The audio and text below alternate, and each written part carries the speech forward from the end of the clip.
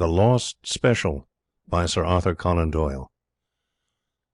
The confession of Herbert de Lernac, now lying under sentence of death at Marseilles, has thrown light upon one of the most inexplicable crimes of the century, an incident which is, I believe, absolutely unprecedented in the criminal annals of any country. Although there is a reluctance to discuss the matter in official circles, and little information has been given to the press, there are still indications that the statement of this arch-criminal is corroborated by the facts, and that we have at last found a solution for a most astonishing business.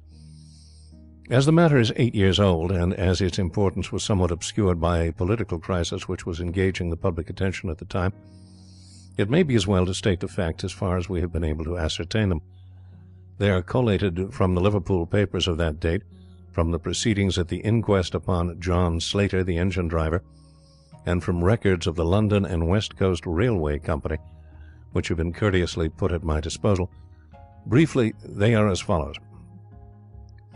On the 3rd of June, 1890, a gentleman who gave his name as Monsieur Louis Caratal desired an interview with Mr. James Bland, the superintendent of the London and West Coast Central Station in Liverpool.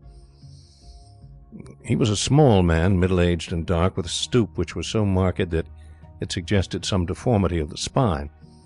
He was accompanied by a friend, a man of imposing physique, whose deferential manner and constant attention showed that his position was one of dependence. His friend or companion, whose name did not transpire, was certainly a foreigner, and probably, from his swarthy complexion, either a Spaniard or a South American. One peculiarity was observed in him. He carried in his left hand a small black leather dispatch box, and it was noticed by a sharp-eyed clerk in the central office that this box was fastened to his wrist by a strap. No importance was attached to the fact at the time, but subsequent events endowed it with some significance. Monsieur Caratal was shown up to Mr. Bland's office, while his companion remained outside. Mr. Bland struck the electric bell, summoned Mr. Potter Hood, the traffic manager, and had the matter arranged in 5 minutes. The train would start in 3/4 of an hour. It would take that time to ensure that the line should be clear. The powerful engine called Rochdale, number 247 on the company's register, was attached to 2 carriages with a guard's van behind. The first carriage was solely for the purpose of decreasing the inconvenience arising from the oscillation. The second was divided, as usual, into 4 compartments: a first class smoking, a second class, and a second-class smoking. The first compartment, which was nearest to the engine, was the one allotted to the travellers. The other 3 were empty. The guard of the special train was James Macpherson, who had been some years in the service of the company. The stoker, William Smith, was a new hand. Monsieur Caratal, upon leaving the superintendent's office, rejoined his companion, and both of them manifested extreme impatience to be off. Having paid the money asked, which amounted to £50 5s, at the usual special rate of 5 shillings a mile, they demanded to be shown the carriage, and at once took their seats in it, although they were assured that the better part of an hour must elapse before the line could be cleared. In the meantime, a singular coincidence had occurred in the office which Monsieur Caratal had just quitted.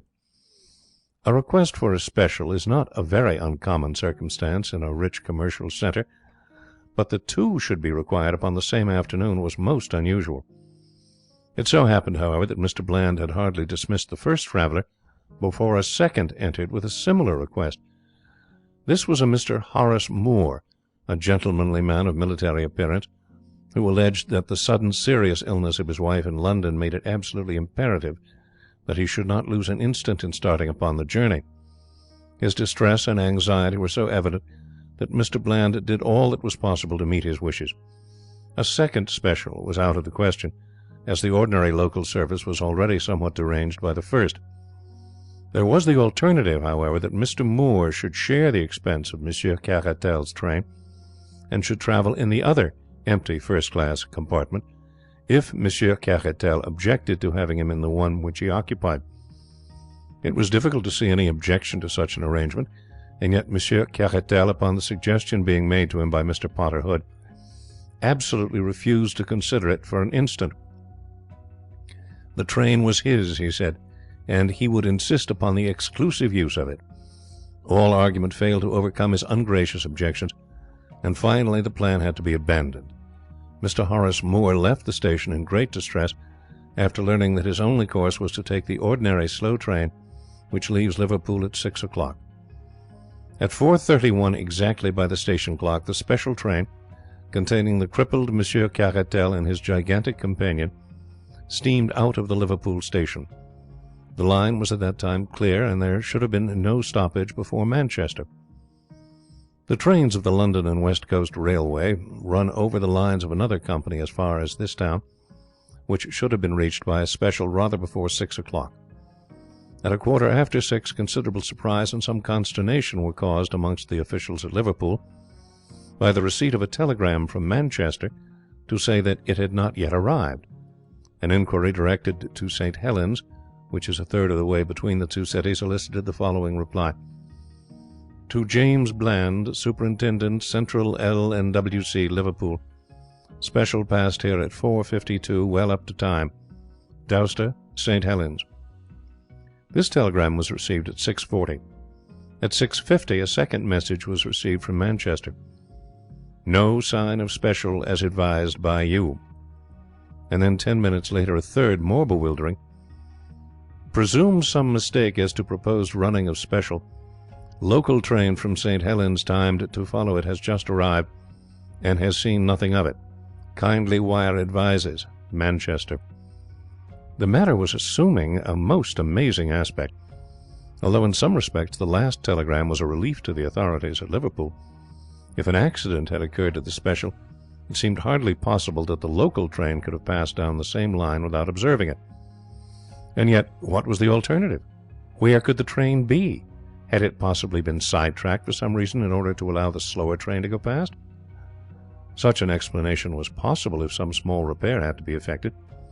A telegram was dispatched to each of the stations between St. Helens and Manchester, and the superintendent and traffic manager waited in the utmost suspense at the instrument for the series of replies which would enable them to say for certain what had become of the missing train. The answers came back in the order of questions, which was the order of the stations beginning at St. Helens End. Special passed here 5 o'clock, Collins Green. Special passed here 6 past 5, Earlstown. Special passed here 5:10, Newton. Special passed here 5:20, Kenyon Junction. No special train has passed here, Barton Moss. The two officials stared at each other in amazement. This is unique in my 30 years of experience, Mr. Bland said. Absolutely unprecedented and inexplicable, sir. The special has gone wrong between Kenyon Junction and Barton Moss. And yet there is no siding, so far as my memory serves me, between the two stations. The special must have run off the metals. But how could the 4:50 Parliamentary pass over the same line without observing it? There is no alternative, Mr. Hood. It must be so. Possibly the local train may have observed something which may throw some light upon the matter. We'll wire to Manchester for more information, and to Kenyon Junction with instructions that the line be examined instantly as far as Barton Moss. The answer from Manchester came within a few minutes. No news of missing special. Driver and guard of slow train positive no accident between Kenyon Junction and Barton Moss. Line quite clear, and no sign of anything unusual. Manchester. That driver and guard will have to go, said Mr. Bland grimly. There has been a wreck, and they have missed it. The special has obviously run off the metals without disturbing the line. How it could have done so passes my comprehension. But so it must be, and we shall have a wire from Kenyon or Barton Moss presently to say that they have found her at the bottom of an embankment. But Mr. Bland's prophecy was not destined to be fulfilled. Half an hour passed, and then there arrived the following message from the station master of Kenyon Junction. There are no traces of the missing special. It is quite certain that she passed here, and that she did not arrive at Barton Moss. We have detached engine from goods train, and have myself ridden down the line. But all is clear, and there is no sign of an accident. Mr. Bland tore his hair in his perplexity. This is rank lunacy, Hood, he cried. Does a train vanish into thin air in England in broad daylight? The thing is preposterous. An engine, a tender, 2 carriages, a van, 5 human beings, and all lost on a straight line of railway? Unless we get something positive within the next hour, I'll take Inspector Collins and go down myself." And then at last something positive did occur. It took the shape of another telegram from Kenyon Junction. "Regret to report that the dead body of John Slater, driver of the special train, has just been found among the gorse bushes at a point 2¼ miles from the junction. Had fallen from his engine, pitched down the embankment, and rolled among the bushes. Injuries to his head from the fall appear to be cause of death. Ground has now been carefully examined, and there is no trace of the missing train." The country, of course, was, as has already been stated, in the throes of a political crisis, and the attention of the public was further distracted by the important and sensational developments in Paris, where a huge scandal threatened to destroy the government and to wreck the reputations of many of the leading men in France. The papers were full of these events, and the singular disappearance of the special train attracted less attention than would have been the case in more peaceful times. The grotesque nature of the event helped to detract from its importance, for the papers were disinclined to believe the facts as reported to them. More than one of the London journals treated the matter as an ingenious hoax, until the coroner's inquest upon the unfortunate driver, an inquest which elicited nothing of importance, convinced them of the tragedy of the incident. Mr. Bland, accompanied by Inspector Collins, the senior detective officer in the service of the company, went down to Kenyon Junction the same evening, and their research lasted throughout the following day, but was attended with purely negative results. Not only was no trace found of the missing train, but no conjecture could be put forward which would possibly explain the facts. At the same time, Inspector Collins's official report, which lies before me as I write, served to show that the possibilities were more numerous than might have been expected. Inspector Collins writes, "In the stretch of railway between these 2 points, the country is dotted with ironworks and collieries. Of these, some are being worked and some have been abandoned. There are no fewer than 12 which have small gauge lines which run trolley cars down to the main line. These can, of course, be disregarded. Beside these, however, there are 7 which have, or have had, proper lines running down and connecting with points to the main line, so as to convey their produce from the mouth of the mine to the great centres of distribution. In every case these lines are only a few miles in length. Out of the 7, 4 belong to collieries which are worked out, or at least to shafts which are no longer used. These are the Red Gauntlet, Hero, Slough Despond, and Heart's Ease mines, the latter having 10 years ago been one of the principal mines in Lancashire. These 4 side lines may be eliminated from our inquiry, for, to prevent possible accidents, the rails nearest to the main line have been taken up, and there is no longer any connection. There remain 3 other side lines leading: A. to the Carnstock Ironworks, B. to the Big Ben Colliery, C. to the Perseverance Colliery. Of these, the Big Ben line is not more than 1/4 mile long, and ends at a dead wall of coal waiting removal from the mouth of the mine. Nothing had been seen or heard there of any special. The Carnstock Ironworks line was blocked all day upon the 3rd of June by 16 truckloads of hematite. It's a single line, and nothing could have passed. At the Perseverance line, a large double line, which does a considerable traffic, for the output of the mine is very large. On the 3rd of June this traffic proceeded as usual. Hundreds of men, including a gang of railway platelayers, were working along the 2 lines and 1/4 which constituted the total length of the line, and it is inconceivable that an unexpected train could have come down there without attracting universal attention. It may be remarked in conclusion that this branch line is nearer to St. Helens than the point at which the engine driver was discovered, so that we have every reason to believe that the train was past that point before misfortune overtook her. As to John Slater, there is no clue to be gathered from his appearance or injuries. We can only say that, so far as we can see, he met his end by falling off his engine, though why he fell, or what became of the engine after his fall, is a question upon which I do not feel qualified to offer an opinion. In conclusion, the inspector offered his resignation to the board, being much nettled by an accusation of incompetence in the London papers. A month elapsed, during which both the police and the company prosecuted their inquiries without the slightest success. A reward was offered and a pardon promised in case of crime, but they were both unclaimed. Every day the public opened their papers with the conviction that so grotesque a mystery would at last be solved, but week after week passed by and a solution remained as far off as ever.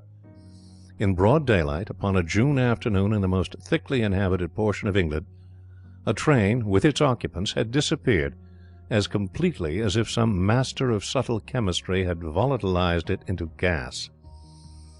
Indeed, among the various conjectures which were put forward in the public press, there were some which seriously asserted that supernatural, or at least preternatural, agencies had been at work, and that the deformed Monsieur Caratal was probably a person who was better known under a less polite name. Others fixed upon his swarthy companion as being the author of the mischief, but what it was exactly which he had done could never be clearly formulated in words. Among the many suggestions put forward by various newspapers or private individuals, there were one or two which were feasible enough to attract the attention of the public. One, which appeared in the Times over the signature of an amateur reasoner of some celebrity at that date, attempted to deal with the matter in a critical and semi-scientific manner. An extract must suffice, although the curious can see the whole letter in the issue of the 3rd of July. "It's one of the elementary principles of practical reasoning," he remarked, "that when the impossible has been eliminated, the residuum, however improbable, must contain the truth. It is certain that the train left Kenyon Junction. It is certain that it did not reach Barton Moss.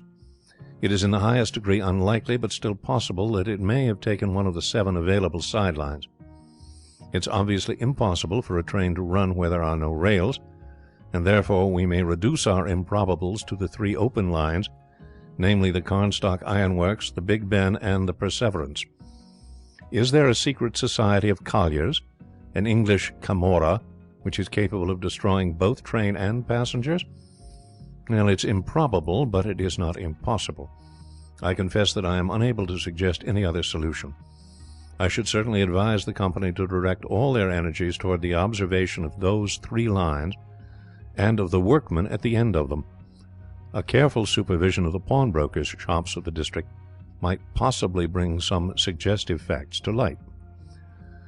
The suggestion, coming from a recognized authority upon such matters, created considerable interest, and a fierce opposition from those who considered such a statement to be a preposterous libel upon an honest and deserving set of men.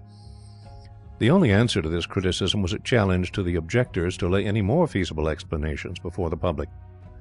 In reply to this, 2 others were forthcoming. The Times, July 7th and 9th.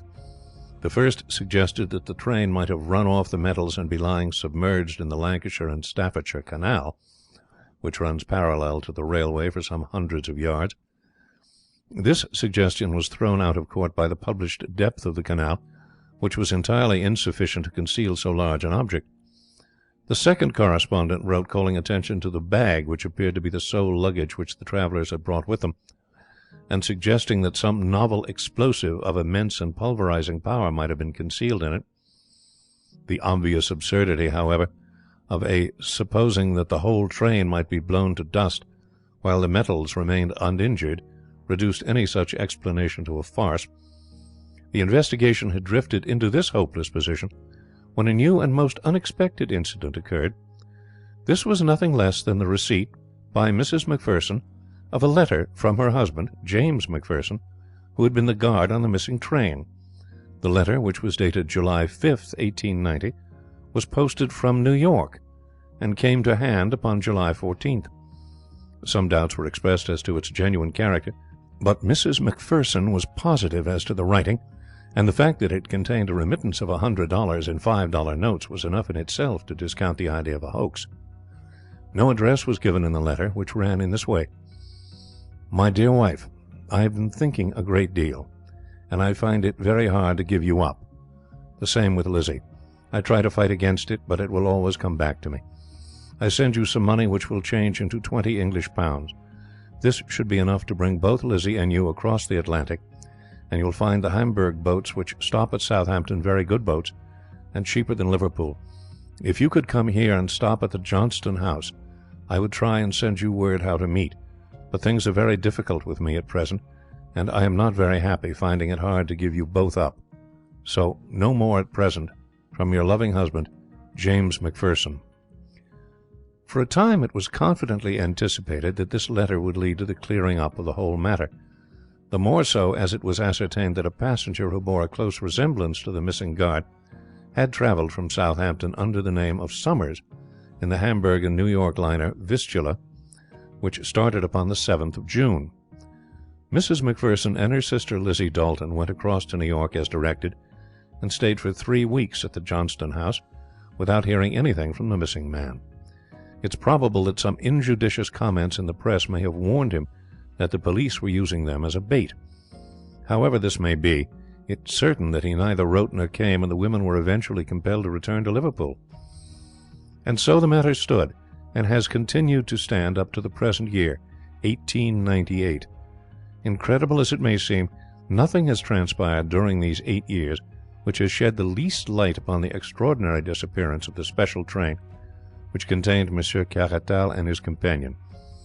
Careful inquiries into the antecedents of the two travellers have only established the fact that Monsieur Caratal was well known as a financier and political agent in Central America, and that during his voyage to Europe he had betrayed extraordinary anxiety to reach Paris. His companion, whose name was entered upon the passenger lists as Eduardo Gomez, was a man whose record was a violent one, and whose reputation was that of a bravo and a bully. There was evidence to show, however, that he was honestly devoted to the interests of Monsieur Caratal, and that the latter, being a man of puny physique, employed the other as a guard and protector. It may be added that no information came from Paris as to what the objects of Monsieur Caratal's hurried journey may have been. This compromises all the facts of the case upon the publication in the Marseille papers of the recent confession of Herbert de Lernac, now under sentence of death for the murder of a merchant named Bomballot. This statement may be literally translated as follows: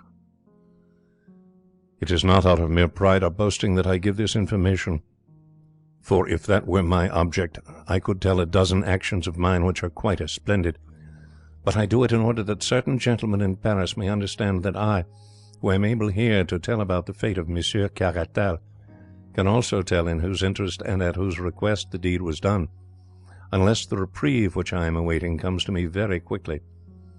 Take warning, messieurs, before it is too late. You know Herbert de Lernac, and you are aware that his deeds are as ready as his words. Hasten, then, or you are lost. At present I shall mention no names. If you only heard the names, what would you not think? But I shall merely tell you how cleverly I did it. I was true to my employers then, and no doubt they will be true to me now. I hope so, and until I am convinced that they have betrayed me, these names which would convulse Europe shall not be divulged. But on that day, well, I say no more. In a word, then, there was a famous trial in Paris in the year 1890 in connection with a monstrous scandal in politics and finance. How monstrous that scandal was can never be known save by such confidential agents as myself. The honour and careers of many of the chief men in France were at stake. You have seen a group of ninepins standing, all so rigid and prim and unbending. Then there comes the fall from far away, and pop, pop, pop, there are your ninepins on the floor. Well, imagine some of the greatest men in France as these ninepins, and then this Monsieur Caratal was the ball which could be seen coming from far away. If he arrived, then it was pop, pop, pop for all of them. It was determined that he should not arrive. I do not accuse them all of being conscious of what was to happen. There were, as I have said, great financial as well as political interests at stake, and a syndicate was formed to manage the business. Some subscribed to the syndicate who hardly understood what were its objects, but others understood very well. And they can rely upon it that I have not forgotten their names. They had ample warning that Monsieur Caratal was coming long before he left South America, and they knew that the evidence which he held would certainly mean ruin to all of them. The syndicate had the command of an unlimited amount of money, absolutely unlimited, you understand. They looked round for an agent who was capable of wielding this gigantic power. The man chosen must be inventive, resolute, adaptive, a man in a million. And they chose Herbert de Lernac. and I admit that they were right. My duties were to choose my subordinates, to use freely the power which money gives, and to make certain that Monsieur Caratal should never arrive in Paris. With characteristic energy I set about my commission within an hour of receiving my instructions, and the steps which I took were the very best for the purpose which could possibly be devised. A man whom I could trust was dispatched instantly to South America to travel home with Monsieur Caratal. Had he arrived in time, the ship would never have reached Liverpool, but alas, it had already started before my agent could reach it. I fitted out a small armed brig to intercept it, but again I was unfortunate. Like all great organizers, I was, however, prepared for failure, and had a series of alternatives prepared, one or the other of which must succeed. You must not underrate the difficulties of my undertaking, or to imagine that a mere commonplace assassination would meet the case. We must destroy not only Monsieur Caratal, but Monsieur Caratal's documents, and Monsieur Caratal's companions also, if we had reason to believe that he had communicated his secrets to them. And you must remember that they were on the alert, and keenly suspicious of any such attempt. It was a task which was in every way worthy of me, for I am always most masterful where another would be appalled. I was all ready for Monsieur Caratal's reception in Liverpool, and I was the more eager because I had reason to believe that he had made arrangements by which he would have a considerable guard from the moment that he arrived in London. Anything which was to be done must be done between the moment of his setting foot upon Liverpool quay and that of his arrival at the London and West Coast terminus in London. We prepared 6 plans, each more elaborate than the last. Which plan would be used would depend upon his own movements. Do what he would, we were ready for him. If he stayed in Liverpool, we were ready. If he took an ordinary train, an express, or a special, all was ready. Everything had been foreseen and provided for. You may imagine that I could not do all this myself. What could I know of the English railway lines? But money can procure willing agents all the world over, and I soon had one of the acutest brains in England to assist me. I will mention no names, but it would be unjust to claim all the credit for myself. My English ally was worthy of such an alliance. He knew the London and West Coast line thoroughly, and he had the command of a band of workers who were trustworthy and intelligent.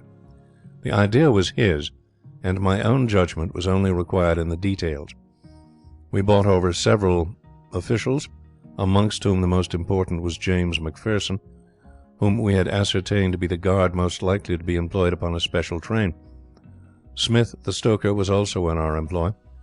John Slater, the engine driver, had been approached, but had been found to be obstinate and dangerous, so we desisted.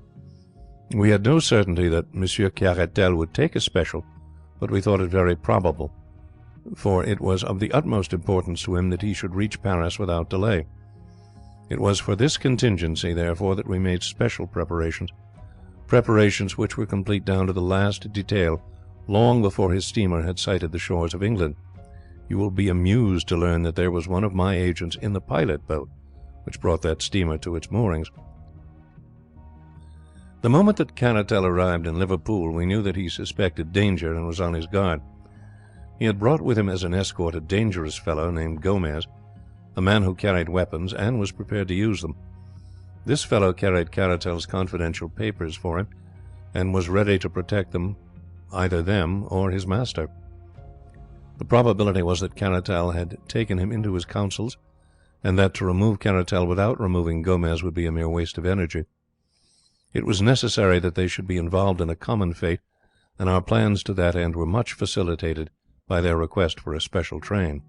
On that special train, you will understand that 2 out of the 3 servants of the company were really in our employ, at a price which would make them independent for a lifetime. I do not go so far as to say that the English are more honest than any other nation, but I have certainly found them more expensive to buy. I have already spoken of my English agent, who is a man with a considerable future before him, unless some complaint of the throat carries him off before his time. He had charge of all arrangements at Liverpool, while I was stationed at the inn at Kenyon, where I awaited a cipher signal to act. When the special was arranged for, my agent instantly telegraphed to me and warned me how soon I should have everything ready. He himself, under the name of Horace Moore, applied immediately for a special also, in the hope that he would be sent down with Monsieur Caratal, which might under certain circumstances have been helpful to us. If, for example, our great coup had failed, it might then have become the duty of my agent to have shot them both and destroyed their papers. Caratal was on his guard, however, and refused to admit any other traveller. My agent then left the station, returned by another entrance, entered the guard's van on the side farthest from the platform, and travelled down with Macpherson, the guard. In the meantime, you will be, of course, interested to know that my movements were. Everything had been prepared for days before, and only the finishing touches were needed. The side line which we had chosen had once joined the main line, but it had been disconnected. We had only to replace a few rails to connect it once more. These rails had been laid down as far as could be done without danger of attracting attention, and now it was merely a case of completing a juncture with the line and arranging the points as they had been before. The sleepers had never been removed, and the rails, fish plates, and rivets were all ready, for we had taken them from a siding on the abandoned portion of the line. With my small but competent band of workers, we had everything ready long before the special arrived. When it did arrive, it ran off upon the small side line so easily that the jolting of the points appears to have been entirely unnoticed by the two travellers. Our plan had been that Smith, the stoker, should chloroform John Slater, the driver, so that he should vanish with the others. In this respect, and in this respect only, our plans miscarried. I expect the criminal folly of Macpherson in writing home to his wife. Our stoker did his business so clumsily that Slater in his struggles fell off the engine, and through fortune was with us so far that he broke his neck in the fall. Still he remained as a blot upon that which would otherwise have been one of the most complete masterpieces, which are only to be contemplated in silent admiration. The criminal expert will find in John Slater the one flaw in all our admirable combinations. A man who has had as many triumphs as I can afford to be frank, and I therefore lay my finger upon John Slater and proclaim him to be a flaw. But now I have got our special train upon the small line, 2 kilometres, or rather more than 1 mile in length, which leads, or rather used to lead, to the abandoned Heartsease mine, once one of the largest coal mines in England. You'll ask how it is that no one saw the train upon this unused line, and I answer that along its entire length it runs through a deep cutting, and that unless someone had been on the edge of that cutting, he could not have seen it. There was someone on the edge of that cutting. I was there, and now I will tell you what I saw. My assistant had remained at the points in order that he might superintend the switching off of the train. He had 4 armed men with him, so that if the train ran off the line, we thought it probable because the points were rusty, we might still have resources to fall back upon. Having once seen it safely on the side line, he handed over the responsibility to me. I was waiting at a point which overlooks the mouth of the mine, and I was also armed, as were my 2 companions. Come what might, you see, I was always ready. The moment that the train was fairly on the side line, Smith, the stoker, slowed down the engine, and then, having turned it on to the fullest speed again, he and Macpherson, with my English lieutenant, sprang off before it was too late. It may be that it was this slowing down which first attracted the attention of the travellers, but the train was running at full speed again before their heads appeared at the open window. It makes me smile to think how bewildered they must have been. Picture to yourself your own feelings if, on looking out of your luxurious carriage, you suddenly perceived that the lines upon which you ran were rusted and corroded, red and yellow with disuse and decay. What a catch must have come in their breath as in a second it flashed upon them that it was not Manchester but death which was waiting for them at the end of that sinister line. But the train was running with frantic speed, rolling and rocking over the rotten line, while the wheels made a frightful screaming sound upon the rusted surface. I was close to them and could see their faces. Caratal was praying, I think. There was something like a rosary dangling out of his hand. The other roared like a bull who smells the blood of the slaughterhouse. He saw us standing on the bank, and he beckoned to us like a madman. Then he tore at his wrist and threw his dispatch box out the window in our direction. Of course his meaning was obvious. Here was the evidence, and they would promise to be silent if their lives were spared. It would have been very agreeable if we could have done so, but business is business. Besides, the train was now as much beyond our controls as theirs. He ceased howling when the train rattled round the curve, and they saw the blank mouth of the mine yawning before them. We had removed the boards which had covered it, and we had cleared the square entrance. The rails had formerly run very close to the shaft for the convenience of loading the coal, and we had only to add 2 or 3 lengths of rail in order to lead to the very brink of the shaft. In fact, as the lengths would not quite fit, our line projected about 3 feet over the edge. We saw the 2 heads at the window, Caratal below, Gomez above, but they had both been struck silent by what they saw, and yet they could not withdraw their heads. The sight seemed to have paralyzed them. I have wondered how the train, running at great speed, would take the pit into which I had guided it, and I was much interested in watching it. One of my colleagues thought that it would actually jump it, and indeed it was not very far from doing so. Fortunately, however, it fell short, and the buffers of the engine struck the other lip of the shaft with a tremendous crash. The funnel flew off into the air. The tender, carriages, and van were all smashed up into one jumble, which, with the remains of the engine, choked for a minute or so the mouth of the pit. Then something gave way in the middle, and the whole mass of green iron, smoking coals, brass fittings, wheels, woodwork, and cushions all crumbled together and crashed down into the mine. We heard the rattle, rattle, rattle as the debris struck against the walls, and then, quite a long time afterwards, there came a deep roar as the remains of the train struck the bottom. The boiler may have burst, for a sharp crash came after the roar, and then a dense cloud of steam and smoke swirled up out of the black depths, falling in a spray as thick as rain all around us. Then the vapours shedded off into thin wisps, which floated away in the summer sunshine, and all was quiet again in the Heartsease mine. And now, having carried out our plans so successfully, it only remained to leave no trace behind us. Our little band of workers at the other end had already ripped up the rails and disconnected the sideline, replacing everything as it had been before. We were equally busy at the mine. The funnel and other fragments were thrown in, the shaft was planked over again as it used to be, and the lines which led to it were torn up and taken away. Then, without flurry, but without delay, we all made our way to the country, most of us to Paris, my English colleague to Manchester, and Macpherson to Southampton, whence he emigrated to America. Let the English papers of that date tell how thoroughly we had done our work, and how completely we had thrown the cleverest of their detectives off our track. You will remember that Gomez threw his bag of papers out of the window, and I need not say that I secured that bag and brought them to my employers. It may interest my employers now, however, to learn that out of that bag I took 1 or 2 little papers as a souvenir of the occasion. I have no wish to publish these papers, but still it is every man for himself in this world, and what else can I do if my friends will not come to my aid when I want them? Messieurs, you may believe that Herbert de Lernac is quite as formidable when he is against you as when he is with you, and that he is not a man to go to the guillotine until he has seen that every one of you is en route for New Caledonia. For your own sake, if not for mine, make haste, Monsieur de Blanc and General Blanc and Baron Blanc. You can fill up the blanks for yourselves as you read this. I promise you that in the next edition there will be no blanks to fill. P.S. As I look over my statement, there is only one omission which I can see.